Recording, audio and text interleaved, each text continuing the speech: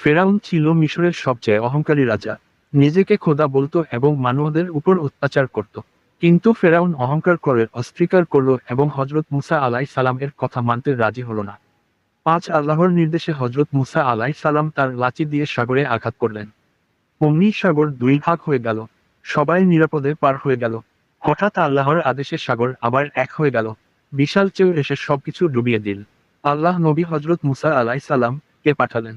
হজরত মুসা সালাম ফেরাউনকে বললেন, আল্লাহর ইবাদত করো এবং বনি ইসরাইলকে মুক্তি দাও। তখন আল্লাহর নির্দেশে হজরত মুসা সালাম তার অনুসারীদের নিয়ে সাগরের দিকে রওনা দিলেন। এরপর ফেরাউন তার বিশাল সৈন্যবাহিনী নিয়ে সেই পথ দিয়ে সাগরের মতো ঢুকে পড়ল। ডুবে যাওয়ার সময় ফেরাউন বলল, আমি ঈমান আনলাম, কিন্তু তখন অনেক দেরি হয়ে গেছে। এই কাহিনীর শিক্ষা: অহংকার মানবকে ধ্বংস করে। আল্লাহ সত্যের পক্ষে থাকেন এবং সত্যবাদীদের সাহায্য করেন। আল্লাহর উপর ভরসা করলে সবসময় মুক্তি পাওয়া যায়।